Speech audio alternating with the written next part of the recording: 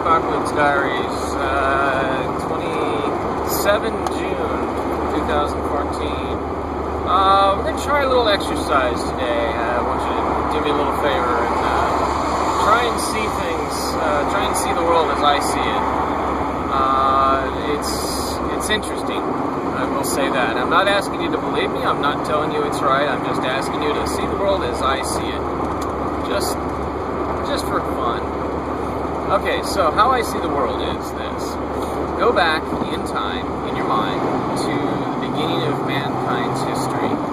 We're on the savannas, we're alone, we're survivors. There's no one else around to help us out. We're just individuals. All you care about is surviving. All you care about is getting along in the world.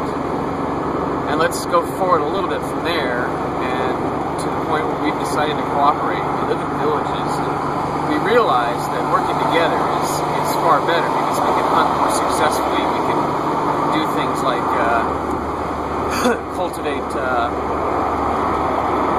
cultivate crops if we wanted to, which I would suggest is a bad idea, but we could do that if we wanted. We could build houses together. We could create technology together, just the things we could do now. So you're there, you're back in the villages, you're working together, you've got your farm, you've got your livestock, or you're hunting together, more appropriately, you're hunting together. And now fast forward to the modern world. Now just drop yourself right into the world today and look around you.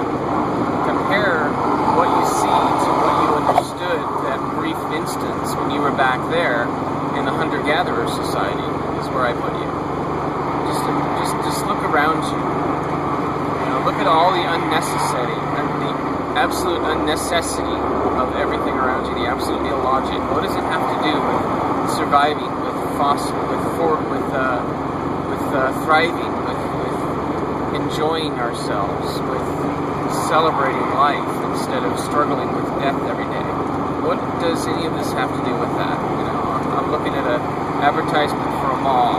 What does that have to do with living, with celebrating life? It has to do with making someone else happy. It has to do with making someone else rich. Actually, it's enriching someone else. It's providing privilege to someone else so that we can have privilege. And where does that privilege come from? What is the ultimate cost of that privilege?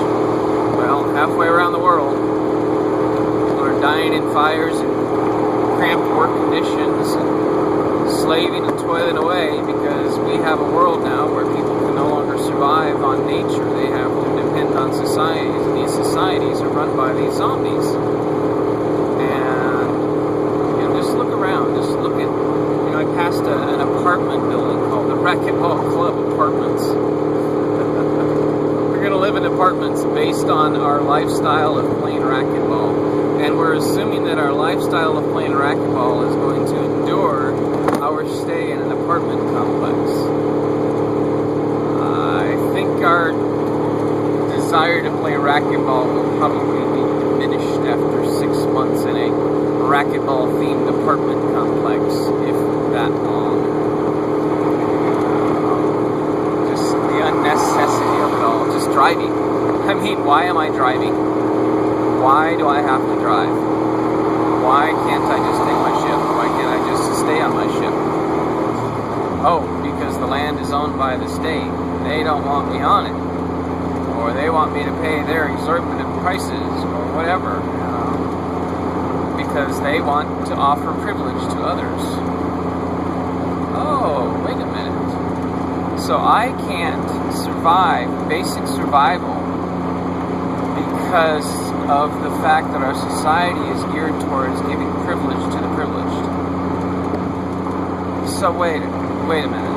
Okay, so if I want to participate in the society, I have to exploit people on the other side of the world to accept privilege so that I can provide even more privilege to those who provide this privilege to me. But if I don't want this privilege, I can't survive on my own. I have no choice. I can't live in housing. I can't afford it. I can't participate in what's become a necessity, driving, because it's actually a privilege. So I have to live on the streets and try and forage for food. Does that make sense? That the price of our living in moderate luxury so that we can provide extreme luxury to a few is that a segment of society is unable to survive?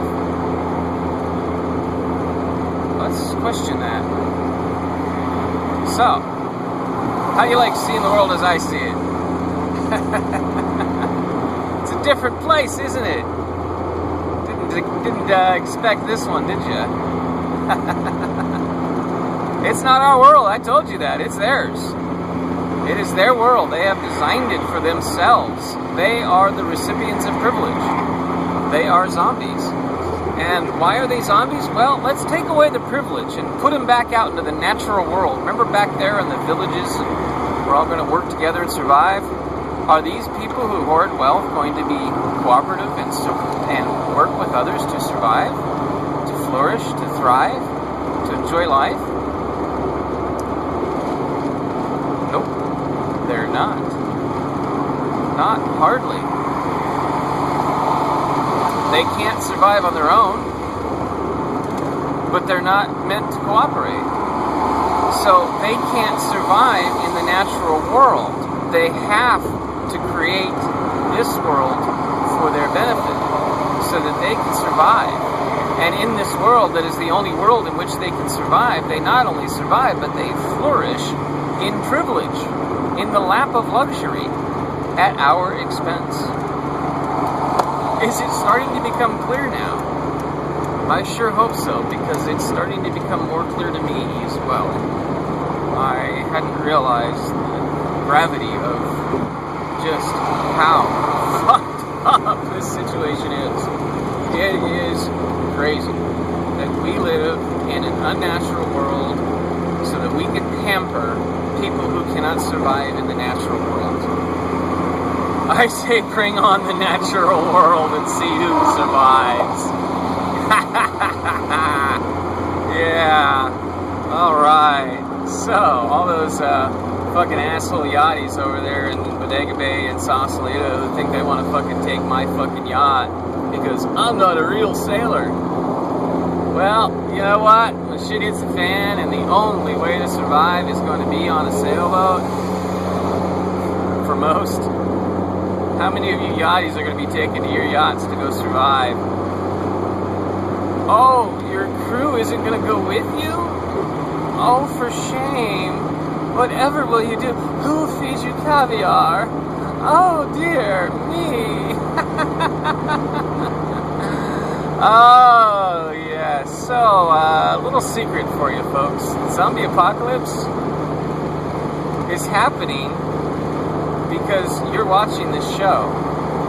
It isn't the zombies have created an apocalypse for us. This show is the zombies' apocalypse. I do love this show. What a great format. What a great medium. Sorry I'm enjoying this. I hadn't planned this, honestly. This is absolutely new to me. Yeah. So, get off my ass, GMC fucking SUV. A bunch of school kids going to the beach. Oh, Boys and Girls Clubs in Greater San Diego. How cool. Going to the beach. Got a bunch of boogie boards in the back there. Get the fuck off my ass, motherfucker. Stupid fuckers.